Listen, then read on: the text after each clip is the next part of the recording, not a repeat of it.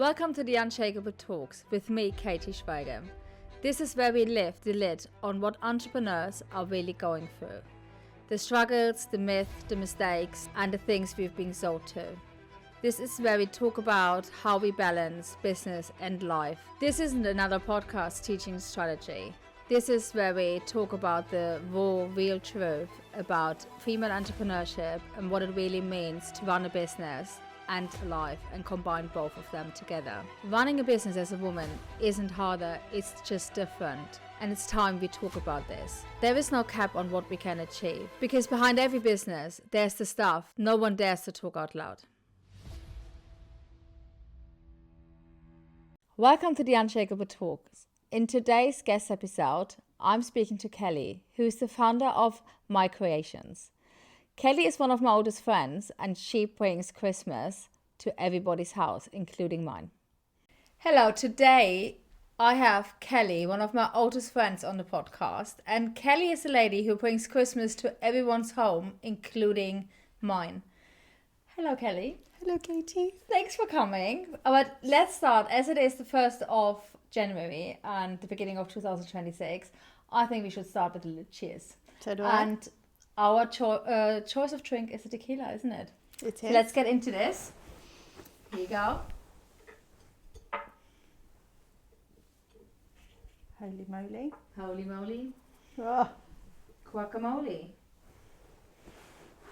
it's going to be fun. Oh, yes. Here's to 2026. Cheers. It's a fabulous year.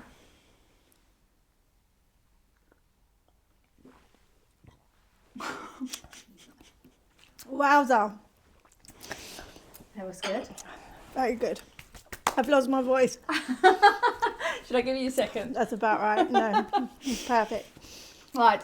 You are also known as Mrs. Christmas because this is what you do. You bring Christmas to everyone's house. But I want you to take me back a little bit.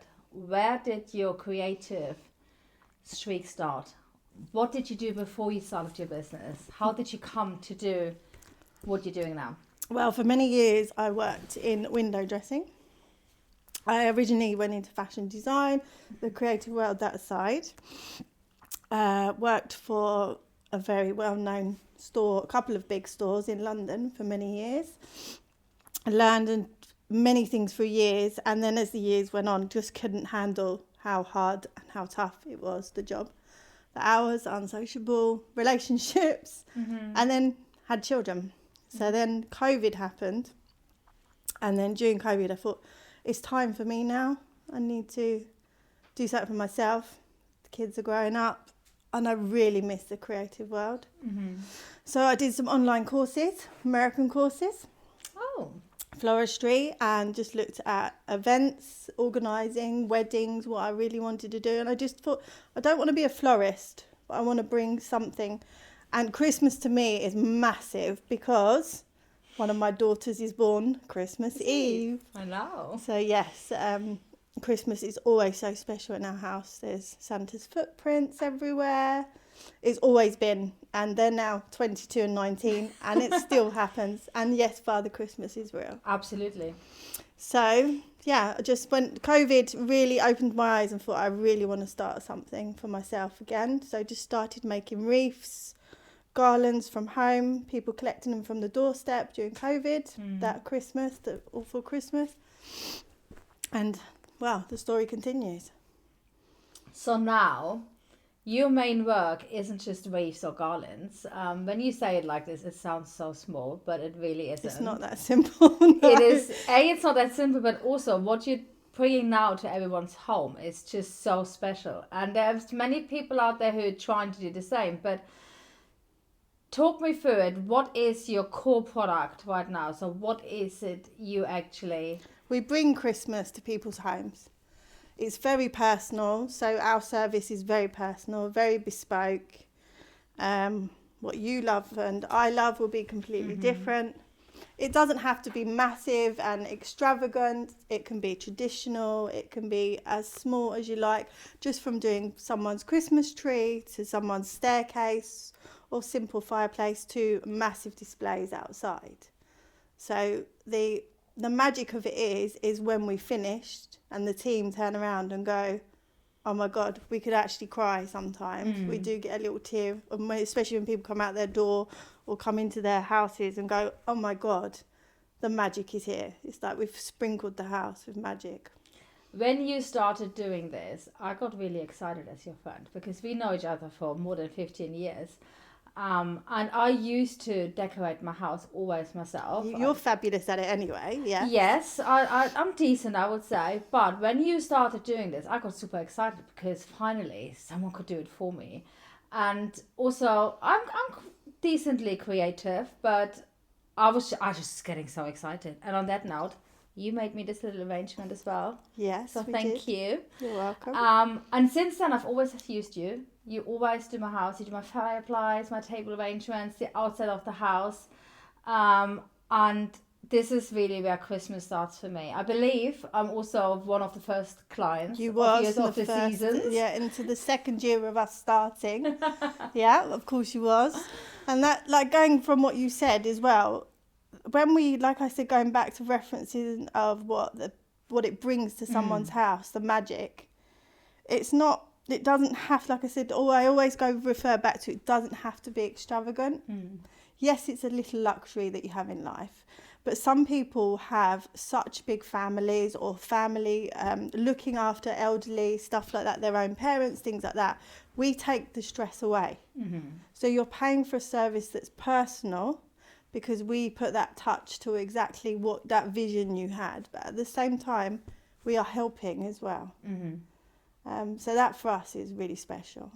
You definitely took the stress away from me because, like you said, I can do it myself. But it's just, it allowed me to actually enjoy it and to not stress about it and worry about other things. Because Christmas for me, I mean, I celebrate Christmas for probably 6 weeks leading up to Christmas. And I always remember with you, like, you're travelling backwards and forwards, mum and dad are arriving, other families, your sister, the children, like, there's always something going on for you. And we find most of the houses that we go in now is just so busy.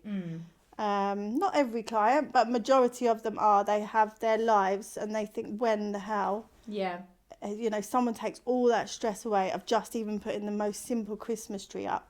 You can't put a Christmas tree up in an hour. If anyone can do that, please contact me. You're hired. Yes, exactly that. But that's what I mean. We make life a little bit simpler. Yeah. And speaking of simplicity, correct me if I'm wrong, but I think when it comes to something like decorating for Christmas, because there's so much out there nowadays, I mean, don't want to name the cheap avenues you could go down to, but visually it all looks really great, and especially in the times of Pinterest, you can kind of put a little Pinterest board together and you can kind of figure it out. We have access to getting all sorts of decorations ourselves. It looks very easy once it's up. And I know what it takes because I used to do it myself, but I think this is really rare. I think it's become really popular what you're doing. Obviously, quality always wins over quantity for me. But that must be a struggle within your business. That must be a resistance you're facing on a regular. Yeah, we have so we will have many inquiries, you can imagine, through the year. Even I have people asking back in February. So we have, say we've completed this year, the cleanups in January. By February, I could have 20, 30 inquiries for pricing for Christmas. And people come along and they say, can you do a design and stuff like that. I've now had to introduce a deposit because I would spend days putting a design together, putting a vision together, design board, everything like that, and then simply never hearing from them again. And then bang, someone says, oh, by the way, have you seen my neighbour's house? And it's, funny enough, I did price that and design it. And they've gone away, and as you've said, they can go to shops and they can buy the cheaper products and things like that. But like I keep saying, it's a very personal service. So it's, like I say, we have all price ranges. So you can keep it as cheap as you like or as expensive as you like, extravagant as you like. But yes, we do provide a service and yes, we charge for it. Absolutely. So yes, we do come across that. And like you're saying about the particular shops sell products that are a lot cheaper than us Could they look the same? No, they can't. No. It's how it's put together at the end of the day. And we do put a lot of love into it. But for me, it's the hours, the days, the weeks of designs and things like that. I think most of my clients now, we have 55 set clients that we've had. Probably you're one of the longest. But we've had, I'd probably say 35 of them to 40 of them now are clients we've had 5 years and longer. And you know the format, we design the first year, but as the years go on, they add more, they take less, they change their designs. So it's kind of, it's again, like I keep referencing, it's very personal, it's to their budget. Some years they might not come back. We're not having family over this year, but they know it's there. It's all packed up, it's all theirs, and it's complete. So tell me a bit more about this, because I store all my decoration at my house because I'm lucky enough to have the space. And I feel like maybe that puts people off as well, because storage, generally speaking, can be a problem for a lot of people. Yeah, we did do that. The first 2 years of our service, I held all the designs. So we offer the return service, we go back and have our cleanups. So we come to your home, whether it's inside, outside, and we dismantle, we clean everything, we pack it all up. And I used to store it. That's where the cost comes into. How do I relevantly put that into cost of some of the service that we provide? People are not going to pay a couple £100 to have me store their stuff. Yeah. Their 5 boxes of Christmas decorations for the year. So I then went back to that you are a purchase only company. And when I say purchase company, so that's why the purpose of the cleanup is we're guaranteed to come back in January. You book the date, you tell us when it's convenient, whether you've been on holiday or anything like that.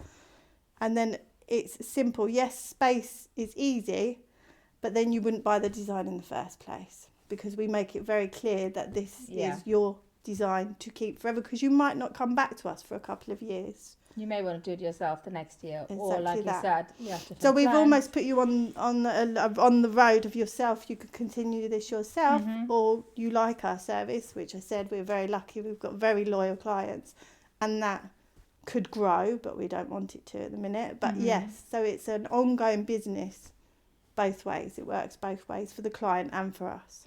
I think you're referring to this, that you're really lucky, but I actually don't believe luck has anything to do with it. I think it's the client experience you're providing, and I'm not saying this as your friend. I'm saying this as your long-term client. It's the stress you're taking out of it. It's the love you're putting into creating the designs. When you're going into people's house, you know how homely I am. Yeah. Hence why we're wearing pajamas, Christmas pajamas today. But, I love being in around people, new people, people I've known for many years, yourself. I'm such a home bird, so I love to be in people's homes. I'm nosy too. I love being in people's homes and finding out what's going on and whether there's children around or not. Some people, clients we have, they have no children and their house is like Santa's grotto. And they get a pleasure. They say, why not? We work so hard. We love it. We love Christmas like you. So that's the thing for me. Going into people's homes, it's so personal.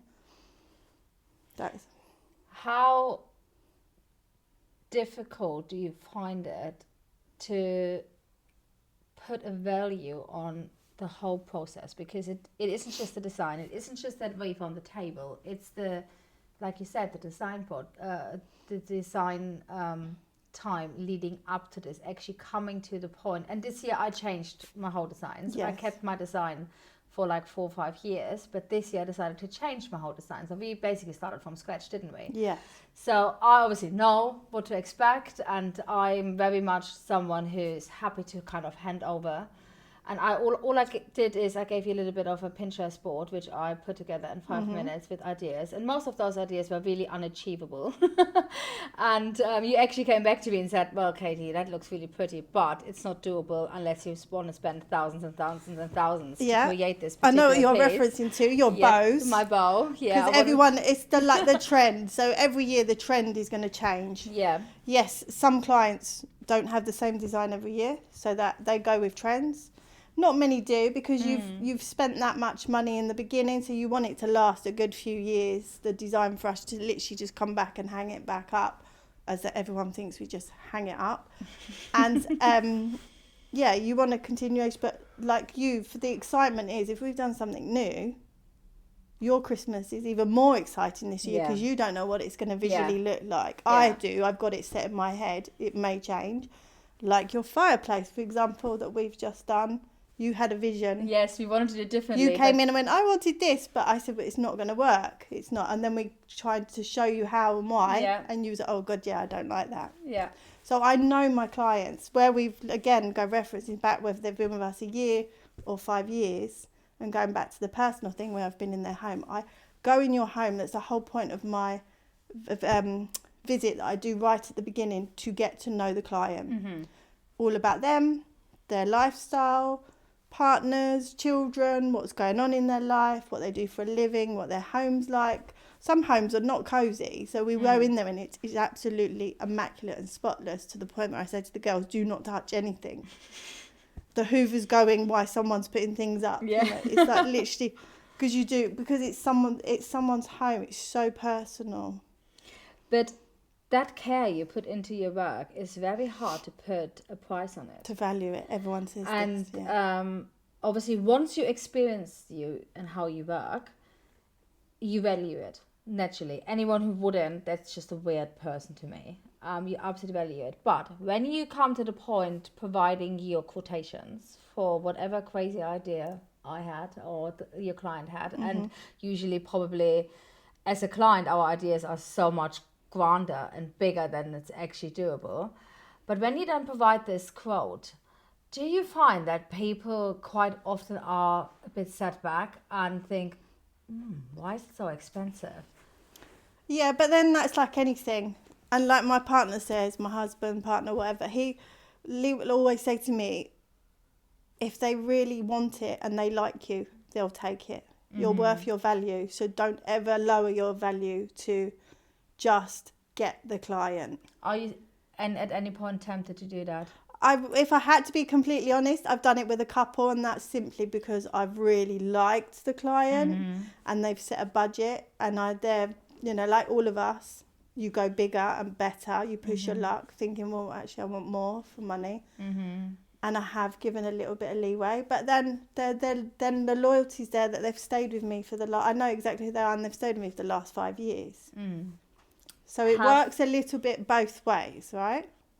Yes, but, and I struggle with this within business quite often, and I think this is where kind of our feminine intuition comes in, and we both care very much about people, and especially about Christmas. We love Christmas.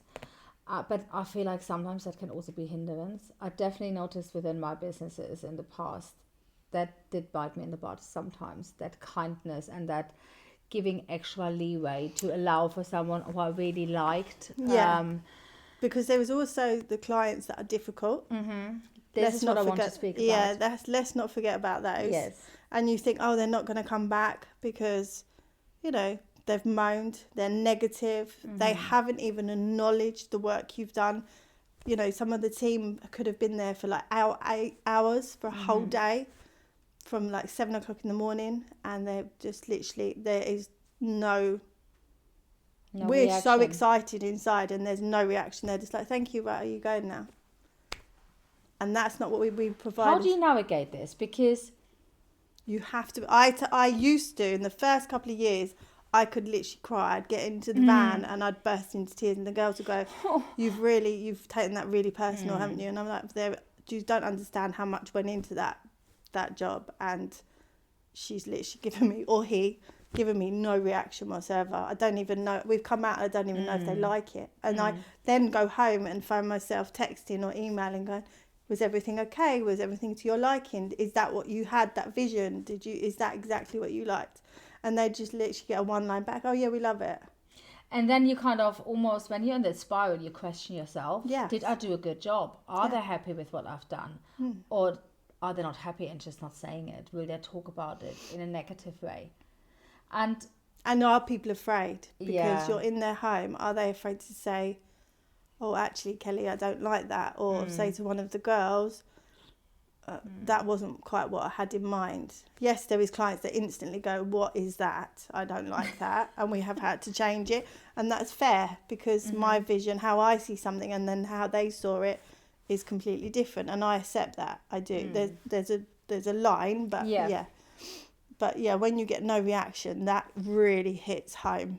Do you think it hits more you? Because no, is it I more think the my girls, team. yeah? I think I've built a team that's so passionate about Christmas and about what they do, and they've learned more and more through the years working with me that we're all the same. But now there's a couple of them that go, don't, Kelly, don't, and then I go, because their point is don't react, don't anything. It's fine. I think it's just them. But like I say, but they come back. I think they're not right. Fine, we've lost them now. I just think, January we won't hear from them again. And they're the first. Ping, they've rebooked their slot on January the 2nd. I know, it's so weird. I used to have the client who gave me the biggest heartache, who complained all the time about anything. I mean, they complained about air in the air, literally. Yeah. They came back. Yeah. They did end up being one of the loyalist clients. This is what we've got, yeah. And that's weird to me. Like, it's I still haven't figured out why. But my why thing this is, it's funny, I had a conversation with someone today. I was at Pilates. And we were talking about how negative. She was saying that she had a client in a class, Pilates class, and it really set the class low today, because within the first 5 minutes, she's like, I feel like these classes aren't doing anything for me. The Pilates just doesn't seem to be hitting home with me. And she said, all the other ladies in the class, there was only 5 of them, they all turned around a bit like, what? What are you talking about? Why are you so... And when she left, the teacher did say, she's very negative from the moment she came in. It was the huffing and the puffing and the, why am I here? Why am I bothering? It's funny how your surroundings really kind of affect it makes an impact on everybody. Yeah. See, I'm lucky. I've got a great team. They're bouncy from 7 o'clock in the morning. Okay, by 6 o'clock, they need serious tequila and food. You can take the bottle. Yeah.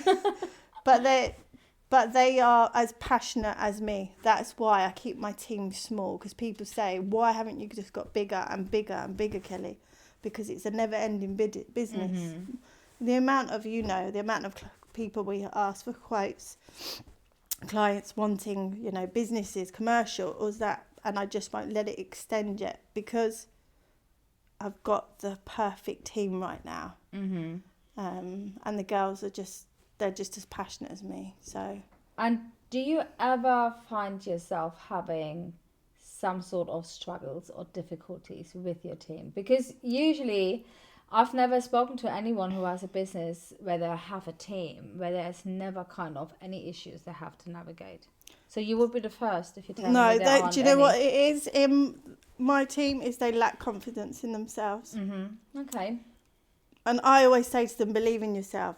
What I'm saying and what I see, I always go about the eye, that what you see and what I see is completely different. And because it's such a creative thing, the girls, they lose that confidence. So they need reassurance all the time. Kelly, is that okay? Kelly, is this? And I'm like, you got it, do it. Yeah. If it's wrong, we'll sort it out. But let's finish it, complete it, then go back and work together and look at it. And then you'll be like, oh, wow, yeah, okay, actually, yes, you're right. So that's, I think if there was something, then it would be the girls' confidence. Okay. Yeah. That's a good one. And that's probably also because they're so passionate about what they're doing. So they just want to almost over-deliver. Yeah. And they don't want to let me down, I feel sometimes. Yeah, I think so too. Because you have such a tight relationship with all of them. Yeah. And that's, I think that's a beautiful thing as well. And it's a really good thing to have within a small team. And maybe that's also a reason why you really don't want to expand, because when you have a larger team, you can't... It's out of control. You can't have that closeness anymore. And that scares me, not having that control, or someone thinking that their ideas are better, which I'm sure they could be and would be, but it's my baby, so I protect it. That's my downfall on it, because people keep saying, why are you not growing? You could be 3 times the size you are. Why? It's been 6 years. Oh my God, Christmas, the demand. Because it's just perfect how it is right now. And I don't want to fail either. I think we spoke about this the other day. Yes, we did. And I just don't want to let myself down, and I certainly don't want to let other people down. Well, that's an identity piece we can work on off this podcast in private. But also, you know, I think it's really good to admit this, actually, that this is where your limitation is right now. And we all know it's due to limiting beliefs, and it's like, it's scary to grow. Growth always comes with fear. So that's a normal thing. But I think it's also, there's a lot of value in actually admitting that, okay, this is the place where I am right now with my business. And no, I do not want to get swept away with this constant demand of growing and this constant taking the next step. Right now, I'm not ready for this, and that's fine with me. And I think there's a lot of power in this as well. So whenever you're ready, I'm sure you... Yeah, I mean, I could... Because I've also, with my staff, they have their own things going on as well. They have their own businesses, other businesses. Particularly one of them, I would love to have her as like a team leader and then expand a team for her. She'd be amazing at it, but she doesn't have the time, and I know it needs a lot of time, and it needs her expertise 24/7 like I would put in, and she can't do that. So not yet. So not yet. We will see. Watch this space. Watch this space. Yeah. So maybe but if we are still at the beginning of 2026, God knows what's going to happen this year. Yeah. You don't never know. But speaking about the beginning of 2026, I know for a fact that coming March, you generally pretty much reached your capacity. You have a few slots left if anyone is lucky. So if anyone's listening to this podcast, I definitely have to go and consider booking in with you now. That's for sure. But I think what also comes with this is not everyone is really organized. And it's really, I mean, my daughter thinks about Christmas the moment Christmas has passed. Same for me. But a lot of people start thinking about, oh shit, I have to do something about Christmas in November time. So do you get a lot of last minute bookings in requests? Had one how today. do you deal with this? Okay, good. Had one today, a gentleman that actually wanted to do a big surprise for his wife, and it was an incredibly lovely conversation. He'd phoned me, he'd got my contact from a old client, someone that we don't do anymore, commercial, and he said he literally lived around the corner, and every time we were doing the shops, he was walking past, he'd walk the dog, he'd always say hello. And he said, my wife said, oh my God, just one day maybe we could have something like that. And he said, I want to surprise her this year. It's their wedding anniversary, and he wanted to give a little bit. I would have given in by that point. I did give in. Oh, you did. I knew you would. We haven't actually got a slot, but I've made a slot. You can have half of my talking slot. to the girls, I've split the girls. So yeah, we've made it work, because it's a what I would call standard door, so it's nothing extravagant, but he's got and he had this vision, he knew what he wanted straight away, so that made it easy for me today. Good, yeah. I checked all that I could get his design together quick, get the delivery, done. He's done. Because that's the other thing, isn't it? It's like people think you can just get hold of all your bits and bobs you need. There's no stock left in November. My stock delivery, as you know, you tell me, that's why I said to you, Katy, you need to tell me in September, because September is delivery time, and people and clients, even clients that I've had for years, come back. I've had one today who's asked, oh, I want a whole new colour range. I can't provide it because I cannot get the stock. Yeah. And if I can even get the stock, I can't get the delivery, because now we as a team are on the road. No one's there to take deliveries. And it's just not doable with hours and organising.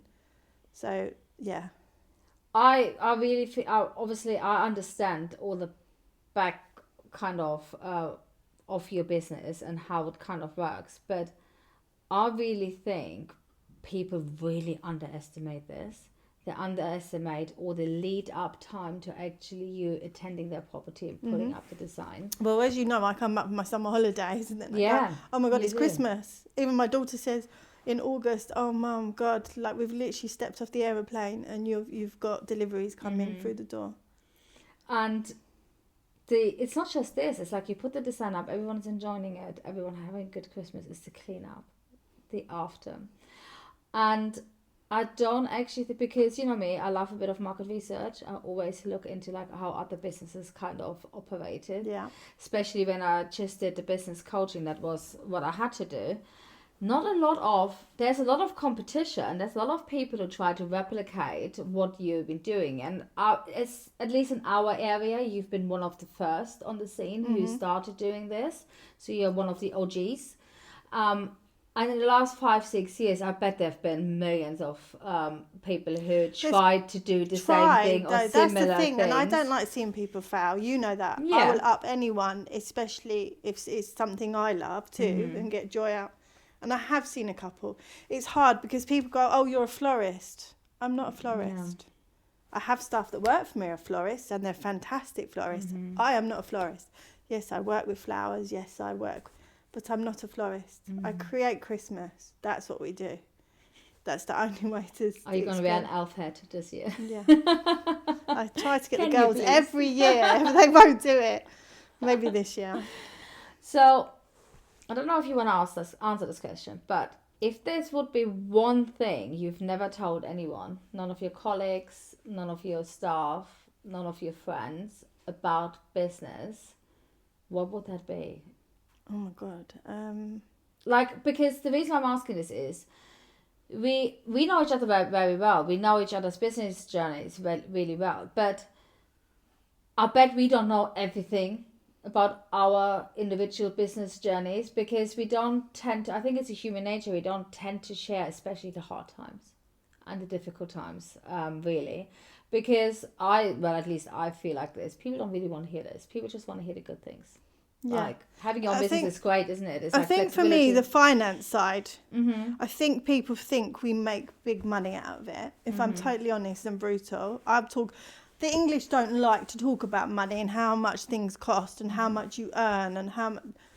I do. I don't care. And the simple fact is, the finance. Some people think that we make huge amounts of money, and I have this lovely life from just working through Christmas period of 6 weeks. No, I don't. I have a fantastic partner who has fantastic businesses himself. I learn from him. Everything that, if I need to know anything, I turn to him. If I have a meltdown, I turn to him. If I need help, if I need some money, I turn to him. So that's, for me, with the business side is where probably people, it's frustrating because they think, oh, you must make so much money and you'd live a lovely life. I'm just like anybody else that goes to work 9 to 5. But I work 6 weeks solidly of the year. You work longer because your work starts in August. Yeah, but if people just see me as in, oh, you only do 6 weeks a year, you just work for Christmas. No, I am working all year, pretty much. But yeah, that's the frustration with the business for me. So what do you like when you say you work all year? Obviously, we have the leading up period, the cleaning up period, but all those months, like over the summer, are you good in taking time a bit for yourself? Because your job, I know it's only like the core physical work is 6 weeks, but it's really hard. It's under, most of the times in the UK, horrendous conditions like rain, cold. As we know, yes, because you have things fall down and smash. I had this, yeah. So it's not just physically hard. It's like sometimes impossible. So those 6 weeks must be really strenuous on your body. As you know, because I suffer my back. I'm having an operation in December when we literally finish. My health has taken a toll on this as well. The work has taken a toll on my health. So that's frustrating as well. Yeah. So for the rest of the year, my new 2026 thing for me is get people sorted in January, especially the repeat clients. Yeah. Organise that. Keep refreshing. Yes, I do work all year, if I'm honest, as in just visually. I love to put Pinterest, mood boards, things, because I like to be ahead of the times. Everything and anything is like fashion. That's what it is. It's within your blood, isn't it? Like, yes. You come from this and I can't relax. Yeah. I can't switch off and think, right, now do nothing for 3 months. That's just not me. I'm still mummy, don't forget. I'm still at home, have 2 grown-up daughters, but they're not grown up. 2 dogs that I absolutely... They definitely feel like they're grown up, but they're definitely not grown up. They need us more than anything. So and I have a partner that needs me as much as I need him. So Yeah, that's really important. So I think for 2026 for me, going forward, this may be one of the first years I'm actually going to take a few months off for my health, first of all. Hallelujah. Yeah. Yeah. Hallelujah. I mean, I've been trying to tell you for so long. It's so important, isn't it, though? Yeah. Well, you got me into Pilates, Yes, which I has did. been amazing, mentally and for my body. Yeah. It's working.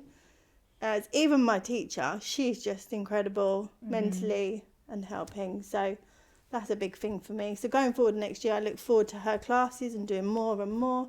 Things like that, things I just didn't ever make time for. And now I have to. I don't have a choice. Do you think you were forced to do this because your health declined? Yes. Yeah. So that doesn't come natural to you, doesn't it? Yeah, no, I can't. Yeah, I'm not a quitter. So I could just... But it's not about quitting though, isn't it? Yeah, but even with my back, I should have quit a long time ago. And, back 3 years ago, I should have had an operation and I refused it because they even said there was a 50-50 chance you'll be back in here in a couple of years. And all I kept thinking in my head, but no, because I want to work. I want to do Christmas.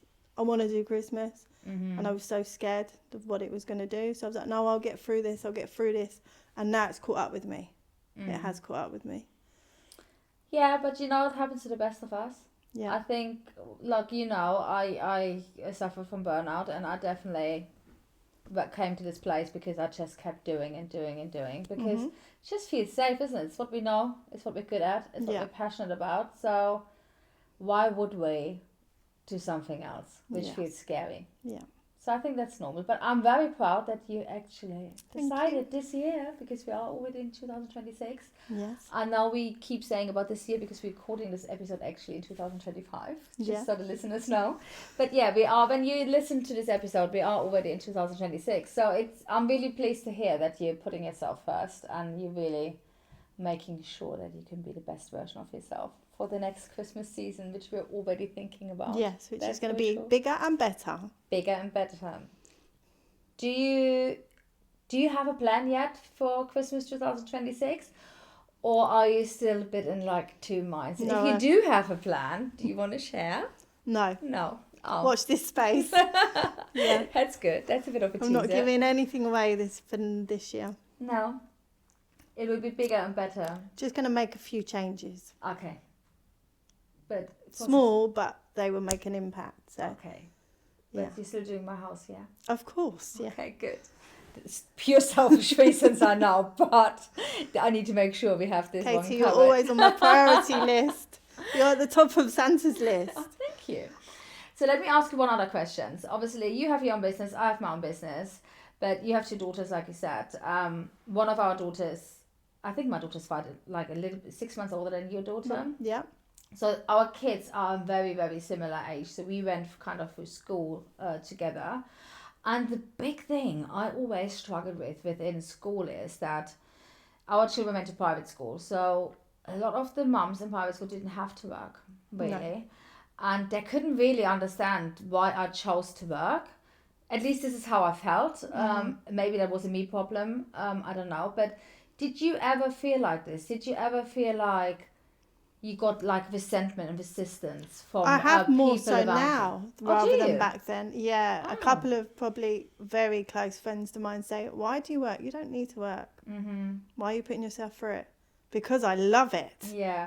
I really love what I do. When on the day I wake up and go, oh my God, I can't be bothered today, or I can't, I'm not doing this, that's it will be over. But yeah, I've had it more recent. It didn't affect me so much with when the girls... I always knew I didn't have to work, but I'm like you, I can't sit still for 5 minutes. And my brain is always racing about something new. Oh God, that's exciting. Oh, we could try that. We could do this. Always. So. And I actually think we are very similar in the terms of, well, I would like to say we are great mums, but we don't like to be defined by just being mums. No. You've got to be you as well. It's really important. I think so too. And my girls look at me, and I know your daughter looks at you, and they're proud of us. Yeah. Because for being us. It's like my daughter's gone to something this evening, and I've said, just be you, just be amazing. And she's like, and you, Mum. Oh. So yeah, it's exactly that's really important. I think so too, and I think a lot of women actually struggle with this because a lot of women want to do this and they don't feel like they can because of their surroundings. Yes. I never really, well, I did care obviously, but it didn't affect my decision making of getting into business because, like you said, I wanted to do something for myself. It was very important for me to not just be a mum. I couldn't listen to any more mummy conversations. Plus, if we're honest, if you put a room full of mums right now in here, how many would actually, but if you gave them an opportunity to go out and do something for themselves, actually would put their hand up, but they're just too afraid. They would all take it. And being a mum is hard. There's days that you could probably sit in a room and rock and cry and go, oh my God, well, you know, these kids. But so is business though. Yeah, exactly the same thing. It's exactly the same thing. Yeah. Everyone looks at us who have our own businesses as like, oh, it's so amazing and you have all the freedom and it's so great. You have all the money rolling in. And yes, it is amazing, but it's really hard. It's really hard to get to this point. Do you know what I'm going to say is when I work for these 6 weeks solid, my house turns upside down. Because I don't have a cleaner. I come and fix it for I don't you have this year. you know, like someone to help me out. My mum's amazing, but she works full time. Yeah. So my whole life turns upside down, and it's the one thing my partner and my kids go, oh, thank God, Christmas, just hurry up. As much as they love Christmas so much, they're like, we need mummy back. Yeah. We need mum back in the house. Yeah. That could just having a bit of control, washing done. Food in the fridge, the simple things. The dogs have been walked, the dogs have been washed and they don't stink, you know, simple things. It's just that homeliness, what we as mothers and women bring to a house. And whether your children are 5 or 22, it doesn't make any difference. They always, Absolutely. And I think where I end every podcast episode with one question, and I would like to ask you this question as well. So if you could go back and give your younger self like one brutally honest piece of advice about business, what would that be? Oh God, I don't know, Katie. I'll give you 2 minutes to think about it. We had a conversation about this a few days ago actually, and you actually, do you know what? You gave this piece of advice to someone who you sent my way to work with. Oh yeah, so going to referencing to Amber, right? So she's young, she's full of ideas and inspiration, but she thinks it's all just going to come really quickly, fall into place. And I said to her about you've got to build and put into the business before taking out. So, you know, trips to Ibiza, running to designer shops and buying your clothes, having big girls' brunches and nights out. You've got to really, you know, focus on business and keep it in the business. And because it will take time. It will take a good year, 2 years to fall onto its feet. Where I was just thought, oh yeah, the money's coming coming in. Oh, I'll just take a bit here, I'll just take a bit there. I can do this, I can do that. That's what I would say to someone. It's not really, I think it's one of the best advice you can give someone because the illusion out there, how business is definitely not how it is. No. It is so much more different. And I think if people would be more honest about it, how it really is, it would be so much easier for everyone else who is kind of taking the leap of faith and embarking into this journey of entrepreneurship. I think that's a really valid because you almost feel like you're hitting a brick wall right at the beginning because you're like, well, I've got this money but I can't spend it. Yeah. But I've got to hold on to it for the next year. Why am I doing it? Why am I doing it? I'm not getting anything out of this. Yeah, so that's where I would give that advice to somebody who maybe even was starting new or starting fresh. Because it's okay to fail. Oh, yeah. It's okay to go and do those things and think, oh, shit, I've just spent all this year's money. We're going to end this episode on this. What you just said is okay to fail. And I would like you to remember this when you think about what you're going to do this year with your business. Yeah. Thank you for coming on the Unshakeable Talks. Thank you for having me. It's been fab. Thank you. I'm so excited to invite you to my free Shake Up Your 2026 Challenge. This is a 2-week challenge live in Telegram with me. 2 weeks to audit your life and your business, to redefine success and to shake up your 2026. Head to the link in the show notes to sign up today. Thank you for listening to today's episode.